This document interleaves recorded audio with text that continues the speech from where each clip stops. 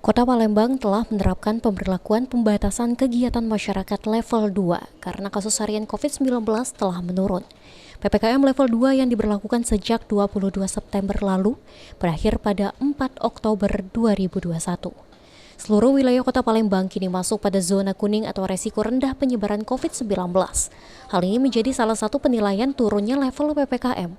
Tak hanya zona kuning, penilaian juga berada pada jumlah kasus konfirmasi positif berada pada tingkat 1, yakni dengan jumlah kasus sebesar 8,5% per 100.000 penduduk.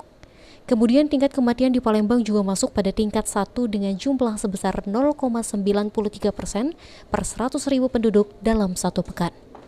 Untuk perpanjangan PPKM Kota Palembang, pemerintah Kota Palembang masih harus menunggu instruksi dari pusat yang rencananya akan diumumkan hari ini untuk pemberlakuan PPKM di luar Jawa dan Bali. Sementara ini itu yang diberikan informasi kepada kami, tapi PPKM kita berharap masyarakat tetap disiplin protokol kesehatan lah, intinya seperti itu.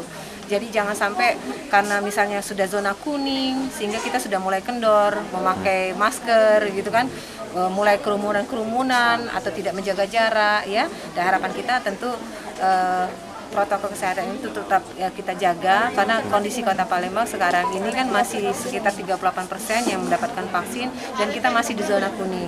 Harapan kita, pemerintah Kota Palembang berharap penurunan level PPKM bisa membuat perekonomian Kota Palembang kembali pulih.